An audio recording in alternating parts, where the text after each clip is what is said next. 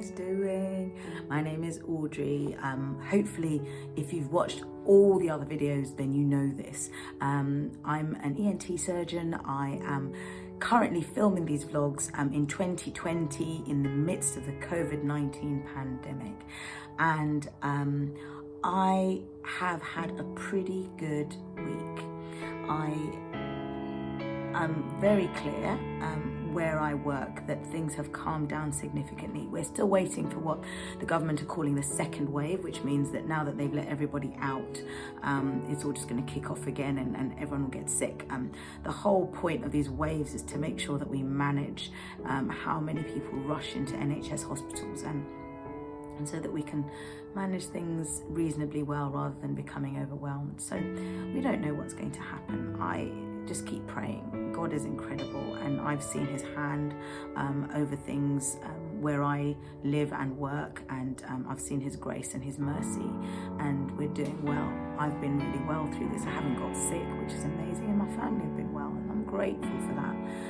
I'm very aware that even as I've been well, there are many that are struggling, and actually this time's been quite difficult for many people. There's many people who have been waiting for various things, COVID or not, that they're just feeling that God has just gone silent on, or God isn't answering them on. And I really felt stirred to chat about that today. I've had some teaching recently on this guy called Joseph in the Bible. You can find his story in Genesis from round about Genesis 37 to about Genesis 42-ish. And he's an incredible man with an incredible story. And the thing about him is, what's fascinating about him is his waiting period between getting a promise about something and that promise actually being realized. And I just know, particularly for Christians, where you may have had an experience where you know that God has promised you something, or you know that something is coming your way, or you've prayed for something, asked for it, and you're pretty sure that it's what God's will is for your life, and yet you've waited and waited and nothing. And more than just waited, you've suffered and suffered and nothing. You know, there's this woman called Hannah in the Bible who really wanted a baby. I mean, she really wanted a baby.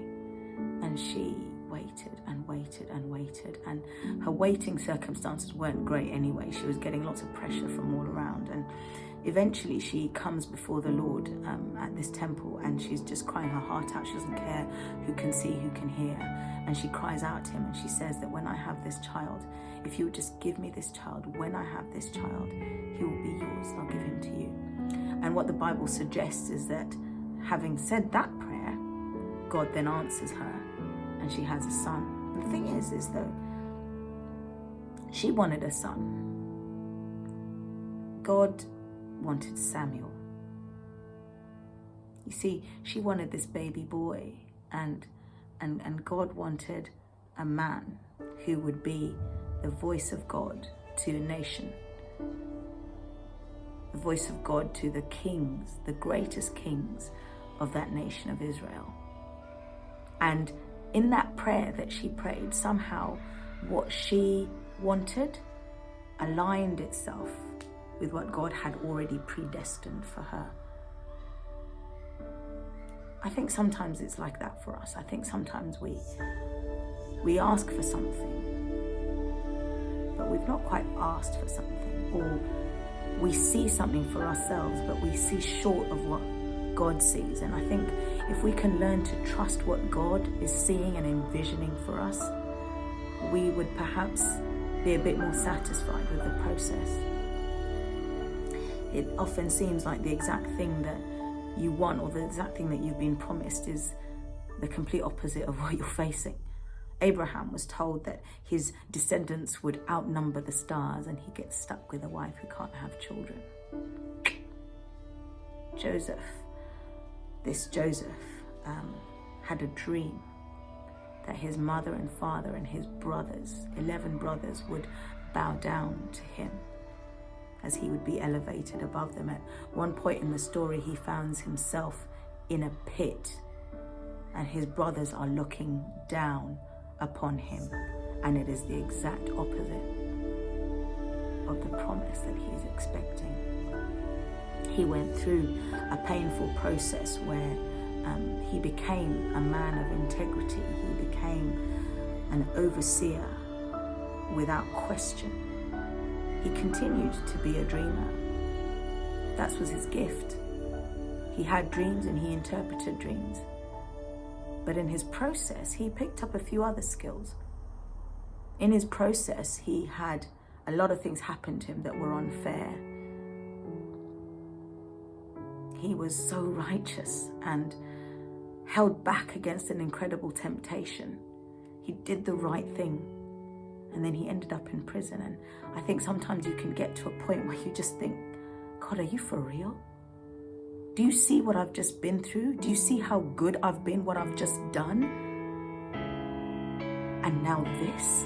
And you feel betrayed by God? Like, really? Really? Is this what you're gonna leave me with? And in the end, it's just part of your process. Because one day, this man, Joseph,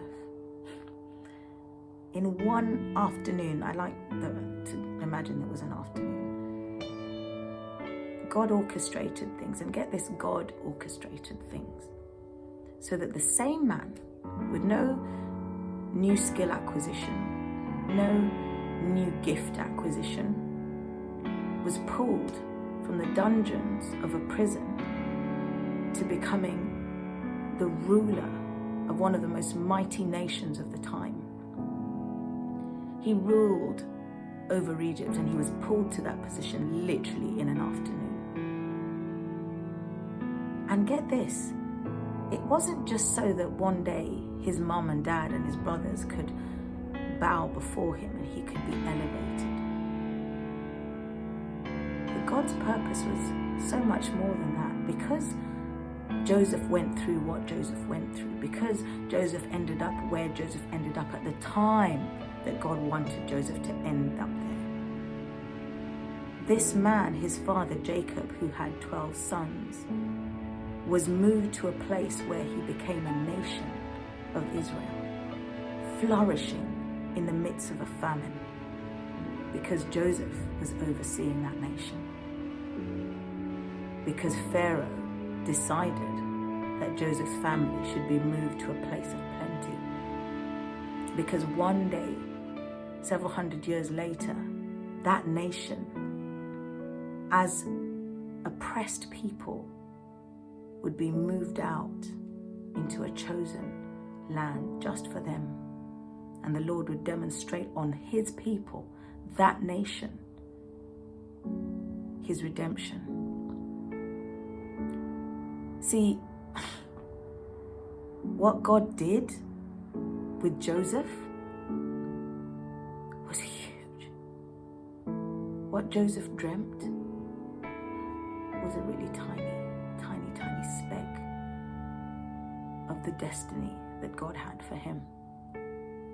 I just want to encourage you today. If you are feeling like you're waiting and the thing that you want just isn't coming, and you know that God promised it to you and you can't see it, just be still in it and trust his process. You see, beautiful olive oil only comes when the olive is pressed and put under pressure. The oyster that has the most stress and hardship and trouble is the one that will build layer upon layer upon layer of the beautiful material that will make a pearl. The biggest, most beautiful pearls come out of the oysters that have had the most stress. I've got a friend called Rita, a beautiful girl who's been through her fair share of stuff. And she found out that her name Rita means pearl. And we said to her, when we was having this conversation, we said to her, Rita, this is not an accident. This is not an accident. what God is doing in you. And I tell you, my friends, what God is doing in you is beautiful. And the outcome that he has predestined for you is beautiful. And sometimes we go through things and we don't quite see the end. Sometimes we never get to see the end because the end is not for us to see. But just know that the end that he has predestined is absolutely beautiful and in keeping entirely with his wonderful purpose for your life. So hang in there, you beautiful poet.